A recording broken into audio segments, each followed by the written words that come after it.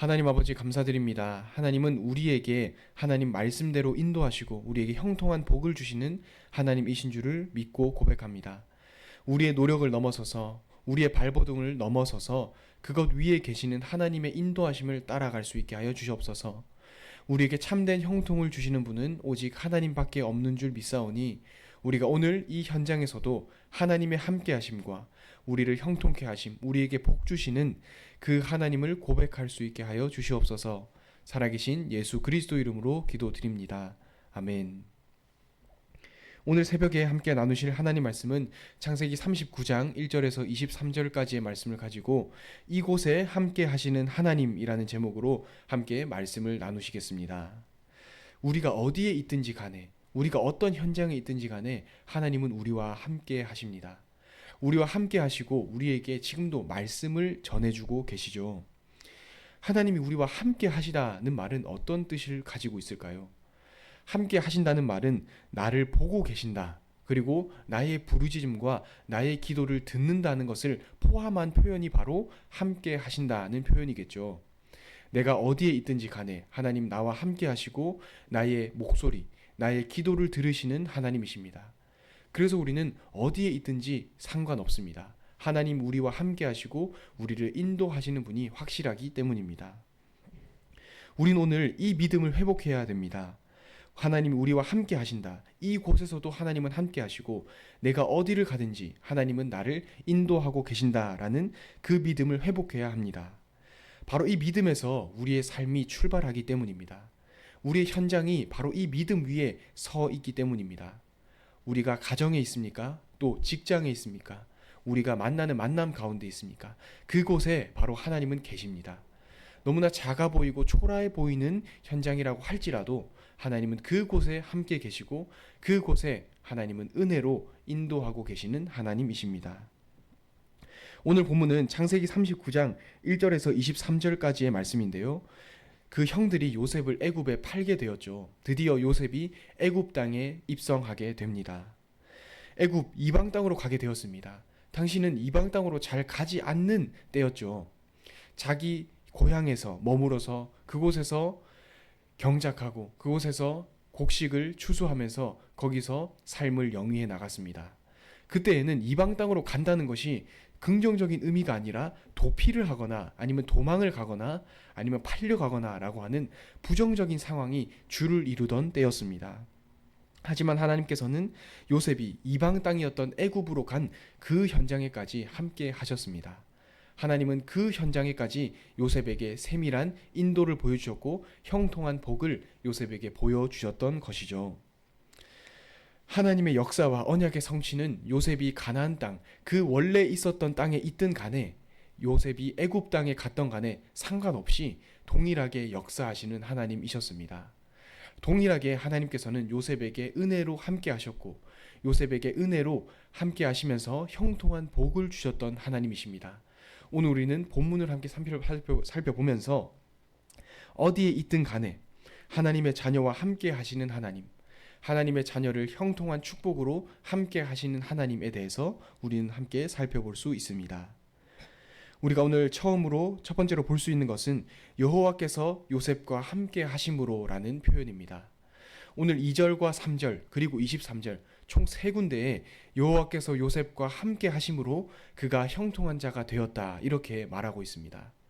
오늘 본문 1절에서 23절까지 긴 본문 가운데 3군데나 여호와께서 요셉과 함께 하신다라고 하는 마치 나레이션을 하는 것 같은 그러한 표현을 하고 있는데요. 여호와께서 요셉과 함께 하셨다라고 말하는 그 표현 뒤에 바로 따라오는 말이 뭐냐면 그가 형통한 자가 되었다라는 표현입니다.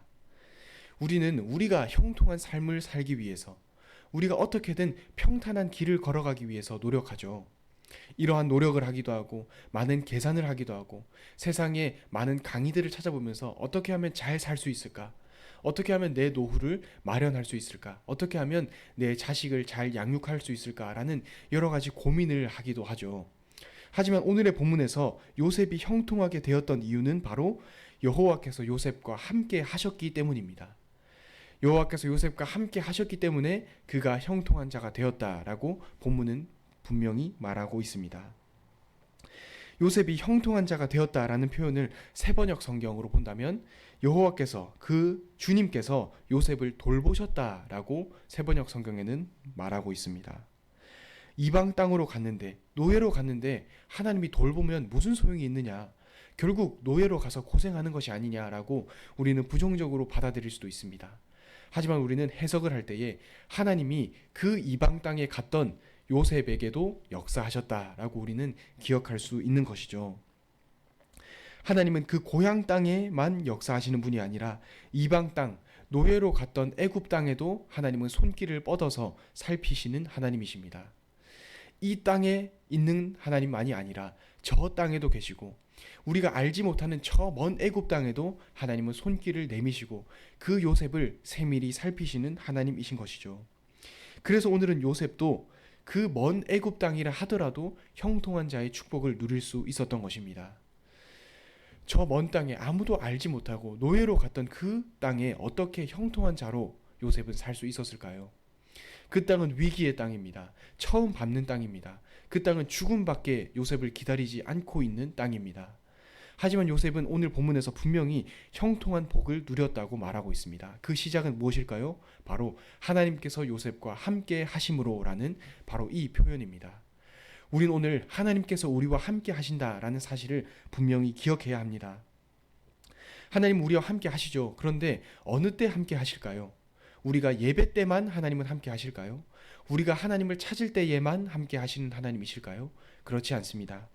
우리의 상황과 환경, 그리고 우리 내면의 감정에 따라 바뀌는 하나님의 함께 하심과 형통케 하심이 아니라 우리가 어느 곳에 있든 간에, 우리가 어느 현장을 밟든 간에 하나님은 우리와 함께 하시고 우리의 음성을 들으시는 하나님이시라는 것입니다.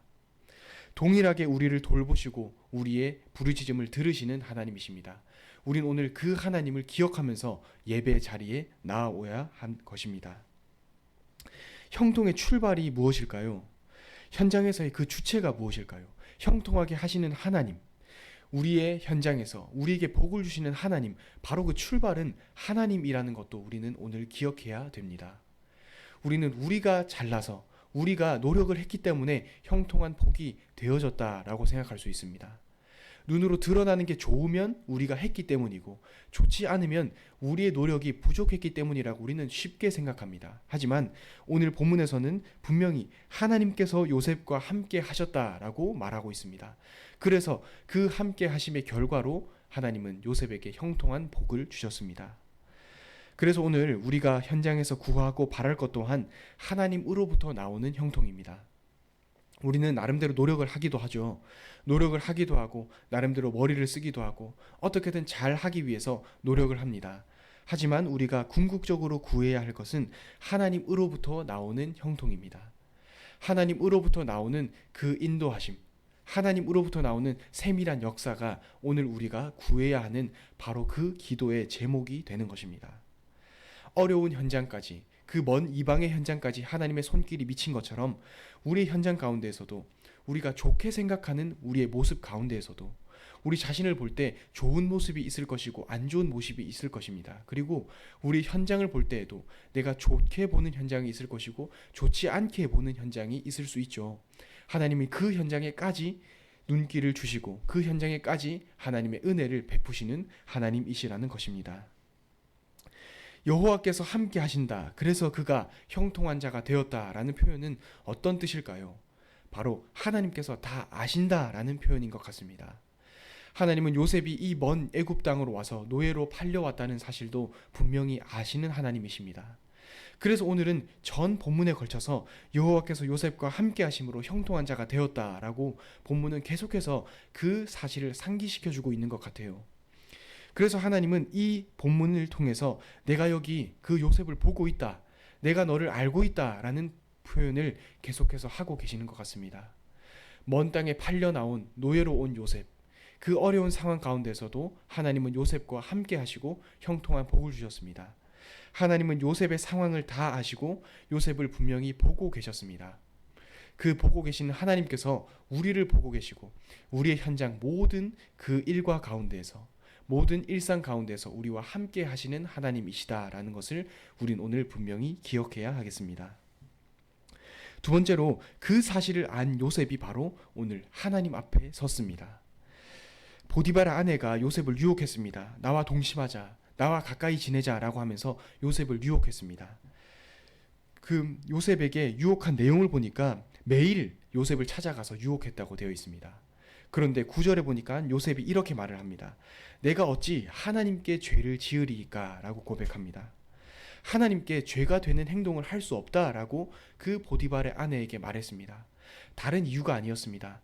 요셉의 마음을 다잡은 것은 다른 이유가 아니었습니다.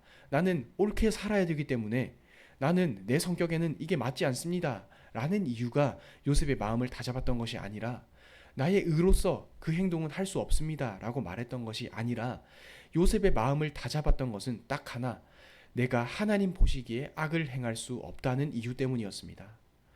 우리는 때로는 내가 너무 의롭기 때문에, 내가 너무 바른 사람이기 때문에 이 행동은 내가 하지 않는다라고 말하기도 합니다. 하지만 그것은 옳은 행동이 아닙니다. 우리는 하나님 앞에 서야 하는 사람들입니다.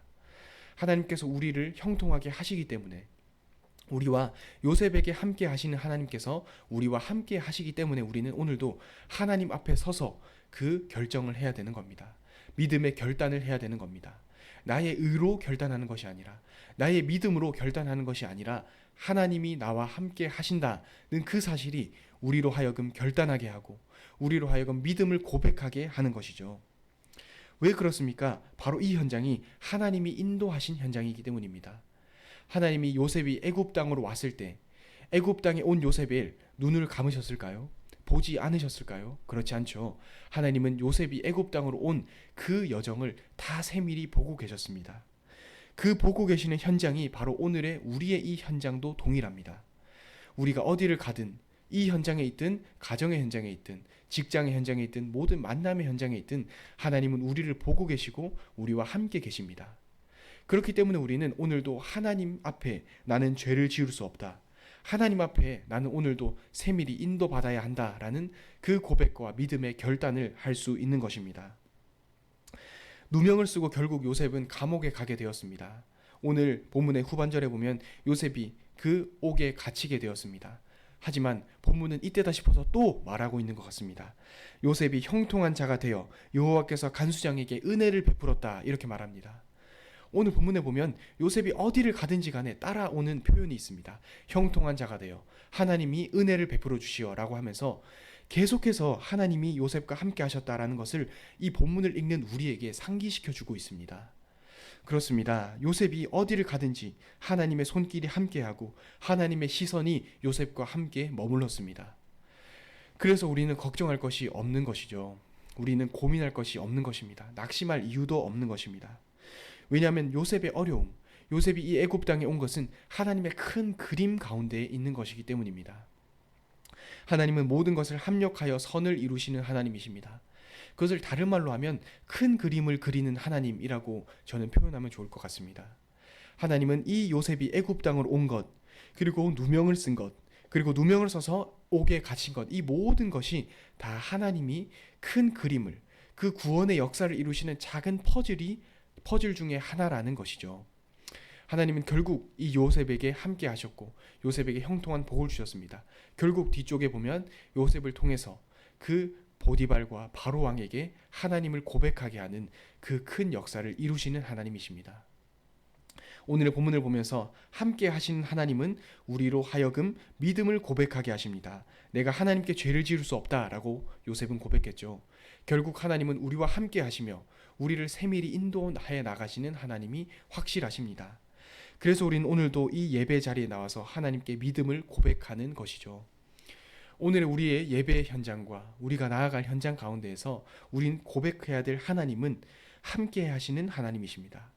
그 결과로 형통케 하시는 하나님이십니다.